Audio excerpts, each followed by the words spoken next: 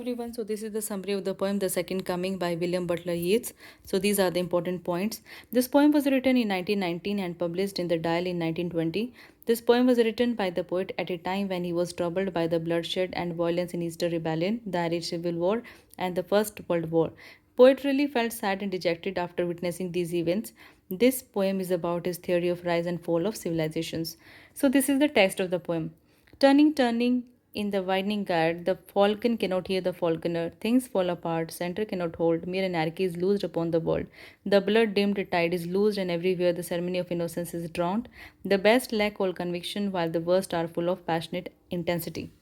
So, when the poem opens, we get to know that a falcon, which is a bird of prey, is flying high in the sky in a circle, and then it gets separated from its master, who is falconer, by widening its area of moving.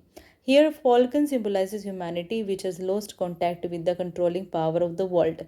So, this has brought chaos and disorder everywhere, and traditional values of culture, society, and religion seem baseless in the present scenario of death and destruction everywhere. And poet says that people have lost faith in everything. The traditional ways of living life have lost their significance and meaning in the present time. People have forgotten to live the life of purity and innocence. The best people have lost their faith and conviction in everything, and worst people are full of passionate energy and they are out of control. Come to the next lines. Surely some revelation is at hand. Surely the second coming is at hand. The second coming, hardly are those words out when a vast image out of Spiritus Mundi troubles my sight somewhere in sands of the desert. So in these lines, poet says that seeing this violence and disorder, poet believes that a new civilization is about to begin, which he calls as the second coming.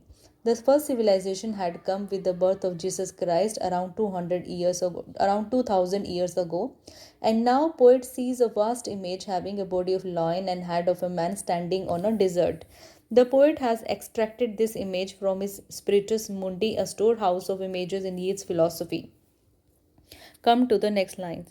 A shape with lion's body and the head of a man, a gaze blank and pitiless as the sun is moving its slow thighs, while all about it reel shadows of the indignant desert birds. The darkness drops again, but now I know that 20 centuries of stony sleep were waste to nightmare by rocking cradle. And what rough beast, its hour come round at last, slouches towards Bethlehem to be born. So in these lines, poet says that this vast shape's look is blank and pitiless. It looks like a monster. It starts moving slowly towards the birthplace of Christ, Bethlehem, as if it is going to take birth there. So all the birds start screaming to see this monster. This monster has been sleeping, but its rocking cradle has been sending horrible dreams to people since 20 centuries. So the birth of this monster will bring the end of present civilization, and the new civilization will bring darkness, cruelty, and pain to the world. And here the poem ends.